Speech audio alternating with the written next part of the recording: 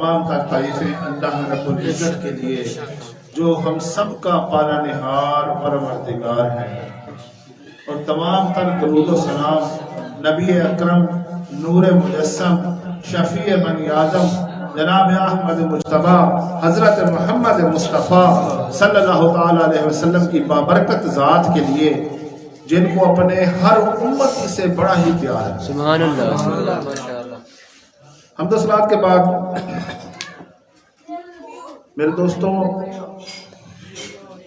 जब से लोगों के जहनों में जिद्दत आई है, लोगों ने उन चीज़ों को भी मानने से इनकार कर दिया है जिनका मानना बहुत ज़रूरी था।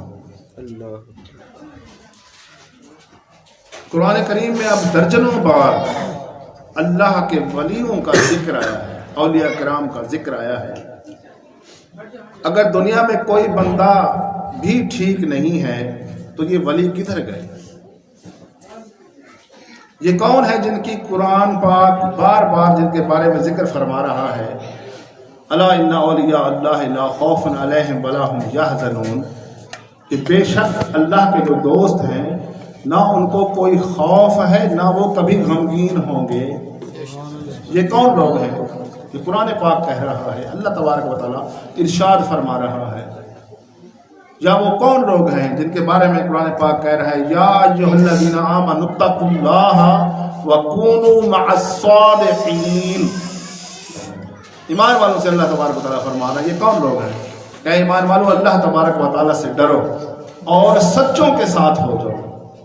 सच्चे यानी अल्लाह वाले, औलिया कराम, अल्लाह के दोस्त। मेरे दोस्तों, हम लोग ना अपनी छोटी छोटी अक्ल के दायरे में बड़ी बड़ी चीज़ें समाना चाहते हैं। उम्मत मोहम्मदिया सल्लल्लाहु अलैहि वसल्लम को अल्लाह ने एक बड़ा ही एजाज़ अता किया है कि इस उम्मत में अल्लाह के वली हमेशा मौजूद रहेंगे। हमेशा क़यामत तक ये औलिया का सिलसिला जारी रहेगा। नबूवत का सिलसिला ख़त्म हो गया, लेकिन औलिया का जो सिलसिला है वो क़यामत तक जारी रहेगा। अब ये दीन इस्लाम किसी का मोहताज नहीं है, लेकिन अल्लाह तबारक व तआला अपने बंदों की ड्यूटियां लगाता है कि उसके दीन के चमन की आबियारी उसके बंदे करेंगे। बीज भी वही बोएंगे और पानी भी वही देंगे। ये अपने बंदों की, अपने प्यारे बंदों की ड्यूटी लगाता है। सूफी या वली वो होता है जो अपनी गुफ्तगू से लोगों का रुख अल्लाह की तरफ मोड़ दे। सुभान अल्लाह। अपनी गुफ्तगू से, अपनी बातों से लोगों को अल्लाह की तरफ मोड़ दे। या मेरे आका अलैहिस्सलाम ने फरमाया, तुम्हारे लिए वो हमनशीन बेहतर है। मफहूम है, या वो अल्लाह का वली, वो दोस्त, वो हमनशीन तुम्हारे लिए बेहतर है जिनको देखने से अल्लाह याद आ जाए। वो सूफी होगा, वो अल्लाह का दोस्त होगा, वो वली होगा।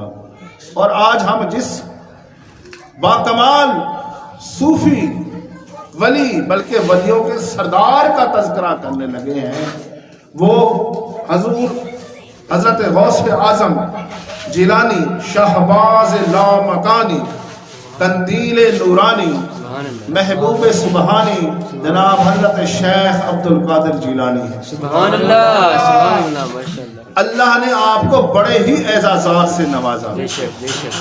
उनमें से एक एजाज़ ये भी है कि आप माँ की तरफ से हुसैनी हैं और बाप की तरफ से हसनी सैयद हैं। सुभान अल्लाह। आपका नाना भी वली, आपका दादा वली, आपकी वालदा वली, आपके वालिद वली, आपका पूरा खानदान वली, अल्लाह के वली हैं। सुभान अल्लाह। कन्फर्म वली हैं। बेशक बेशक। और आप खुद वलियों के सरदार ठहरे। सुभान अल्लाह। क्योंकि किसी ने आपसे आपकी विलायत के मकाम के बारे में जब पूछा तो आपने फरमाया, मेरे गौस पाक ने फरमाया, आगे आगे तशरीफ लो, थोड़ा सा आगे इधर आ जाए। تو میرے غوث پاک سے کسی نے آپ کی ولایت کے مقام کے بارے میں پوچھا تو غوث اعظم سرکار نے ارشاد فرمایا کہ جب تک میرے قدم نہ لگیں اللہ تبارک و تعالیٰ کسی کو ولایت عطا کرتا ہی نہیں ہے. جب تک میری مہر نہ لگے تب تک ولایت ملتی ہی نہیں ہے. تو شیخ سعدی نے خوب فرمایا نا کہ غوث اعظم درمیان اولیاء چو محمد درمیان انبیاء. غوث پاک کا مقام ولیوں میں ویسے ہی ہے جیسے نبیوں میں رسول اللہ کا مقام ہے. جیسے نبیوں میں رسول اللہ کا مقام ہے اسی طریقے سے ولیوں میں غوث پاک کا مقام ہے. یہ اللہ نے شان عطا کی ہے ان کو. میرے دوستو حضور غوث اعظم سرکار رضی اللہ تعالیٰ عنہ فرماتے ہیں کہ میں تقریر نہیں کرتا. تعلیم تو حاصل کر لی تھی, علم حاصل کر لیا تھا, علم کی تکمیل ہو گئی تھی, ابھی میں نے تقریر کرنا شروع نہیں کیا تھا. دیکھیں تقریر یہ بہت ہی ضروری ہے, یہ واعظ بہت ضروری ہے. حضرت جنید بغدادی رحمۃ اللہ تعالیٰ علیہ جو حضور غوث اعظم کے بھی پیر ہیں, حضرت داتا گنج بخش علی حجویری کے بھی پیر ہیں, فرماتے ہیں کہ میں بھی تقریر نہیں کرتا تھا.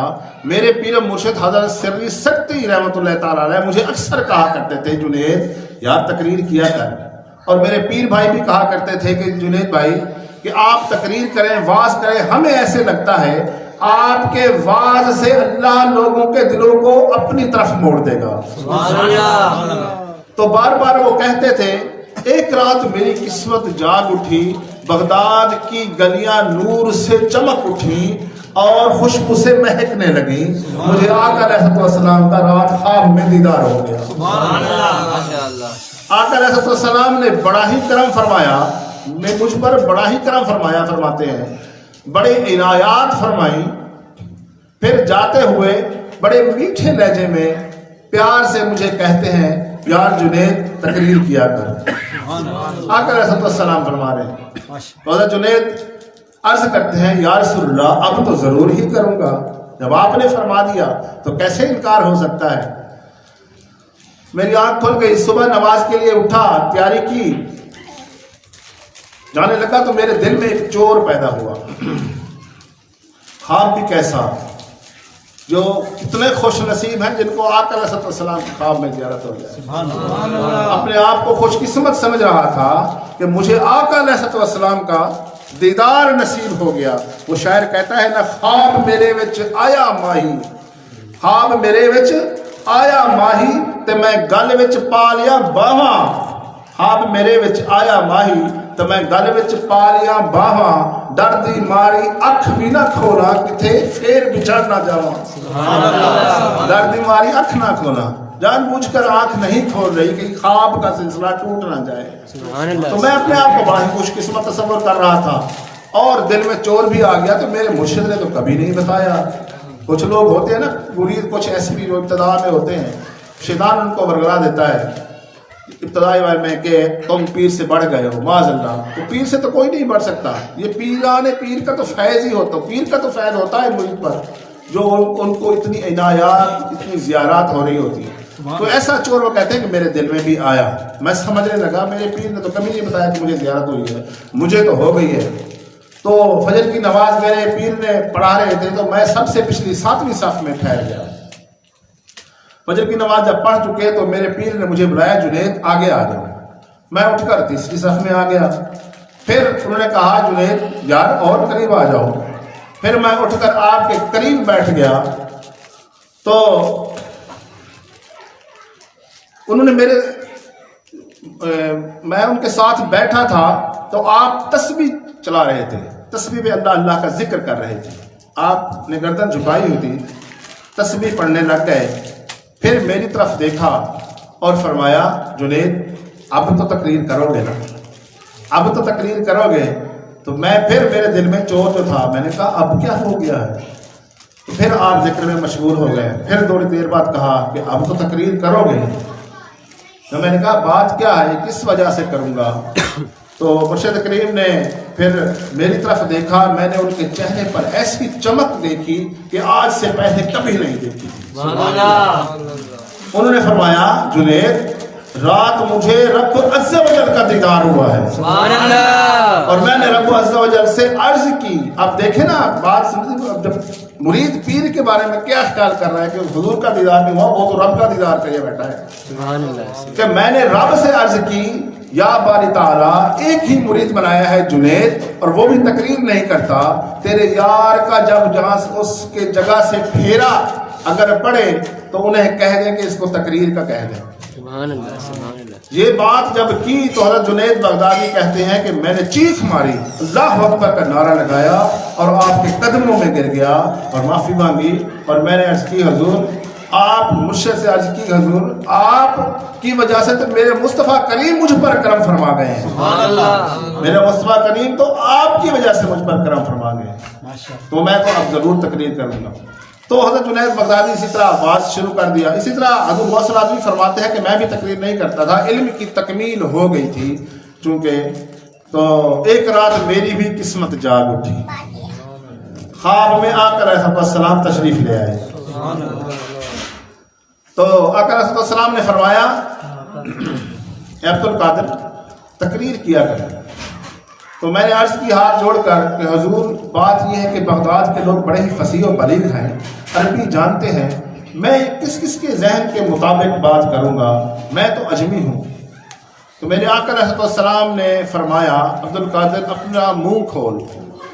جب میں نے اپنا منہ کھولا تو میرے آقا علیہ السلام نے 7 بار اپنا لعاب دان میرے منہ میں ڈالا، 7 بار، وہ پاک لعاب دہن جس کی وجہ سے کھارے کنویں میٹھے ہو جاتے ہیں، جس کی برکت سے وہ ٹوٹی ہوئی آنکھ جڑ جاتی ہے، نکلی ہوئی آنکھ۔ جنگ بدر میں ایک صحابی کے آنکھ کا پورا ڈھیلا باہر آ گیا تھا، میرے آقا نے وہ ڈھیلا اپنی جگہ پر رکھ کر لعاب دہن جو لگایا تو وہ اپنی جگہ پر فکس ہو گئی، بلکہ صحابی فرماتے ہیں مجھ سے اس آنکھ سے اتنا دور تک نظر آتا تھا جو عام نارمل آنکھ سے نظر نہیں آتا تھا۔ تو وہ لعاب دہن جب حضور غوث العظم سرکار فرماتے ہیں میرے منہ میں ڈالا، پھر دوسرے دن اس سے بھی بڑا اس کے بعد اور کرم ہو گیا کہ مولا علی پاک تشریف لے آئے۔ مولا علی پاک نے بھی مجھے میرے منہ میں 6 دفعہ لعاب دہن ڈالا، تو میں نے پوچھا، حضرت مولا علی پاک نے فرمایا کہ تو میرا بھی بیٹا ہے، منہ کھول میں بھی تمہیں عطا کرتا ہوں۔ انہوں نے بھی لعاب دہن آپ کے منہ مبارک میں ڈالا اور 6 دفعہ ڈالا۔ تو میں نے عرض کی حضور کہ آقا علیہ السلام نے تو 7 دفعہ ڈالا تھا، تو خواب میں ہی مولا علی پاک فرماتے ہیں کہ میرے آقا ہیں، میں رسول اللہ کی برابری کیسے کر سکتا ہوں، میں رسول اللہ کی برابری کیسے کر سکتا ہوں۔ اب دیکھو کہ خواب میں صحابہ تو فرما رہے ہیں کہ ہم برابری نہیں کر سکتے، اور آج کا مولوی کہتا ہے معاذ اللہ حضور ہمارے جیسے۔ اللہ معاف کرے، اللہ تعالیٰ ان کو ہدایت دے کہ جب صحابہ فرما رہے ہیں کہ ہم برابری نہیں کر سکتے تو آج کا انسان کیسے کہہ سکتا ہے۔ تو حضور صلی اللہ علیہ وسلم فرماتے ہیں پھر میری حالت یہ ہوگی، میں نے ایک چھوٹی سی مسجد سے بات شروع کیا، چھوٹی مسجد جب جگہ تنگ ہونے لگی پھر میں بڑی مسجد میں چلا گیا، جامع مسجد کی جگہ لوگوں سے بھر گئی، پھر میں عیدگاہ کی طرف چلا گیا، عیدگاہ میں واز کرنے لگا، اور ملا علی قاری رحمۃ اللہ علیہ فرماتے ہیں کہ حضور غوث اعظم رضی اللہ عنہ کا واز میں اتنے بندے آتے تھے کہ 70,000 کا مجمع لگ جاتا تھا، 70,000 کا، اور آپ کی شان دیکھیں، آپ بغیر سپیکر کے کام بیان کرتے تھے، جو سامنے والا بندہ جو پہلا بندہ ہوتا تھا وہ بھی ویسے ہی اس کو سمجھ آتی تھی، اور جو آخری والا بندہ تھا اس کو بھی ویسے ہی سمجھ آتی تھی۔ سبحان اللہ، ماشاءاللہ۔ خالص پیار کریں، کھل کر پیار کریں، حضور غوث اعظم سرکار سے 11ویں کا لنگر پکائیں، حضور غوث اعظم کے نام کے نعرے لگائیں، جب بھی مشکل میں ہو زور سے نعرے لگائیں، یا غوث اعظم دستگیر۔ غوث اعظم سرکار کی یہ شان بھی اللہ نے عطا کی ہے کہ مرتے دم تک جو بھی کوئی مشکل میں ہو میری بغداد کی طرف، شمال کی طرف منہ کر کے مجھے پکارے، یا میرا مرید بننا چاہے، قیامت تک میں اس کو مرید اپنا بنا لوں۔ سبحان اللہ۔ یا کسی اور ولی کو ایسی شان اللہ نے عطا نہیں کی۔ کہ وہ مرنے کے بعد وہ کہیں کہ میں مرید بناؤں گا، نہیں، یہ غوث اعظم سرکار کو ایسی شان عطا کی اللہ نے۔ اللہ تبارک و تعالیٰ سے دعا ہے کہ ہمیں حضور غوث اعظم سرکار کی محبت بھی عطا کریں اور ان کی تعلیمات پر عمل کرنے کی نصیب فرمائے۔ وما علیہ الا البلاغ المبین۔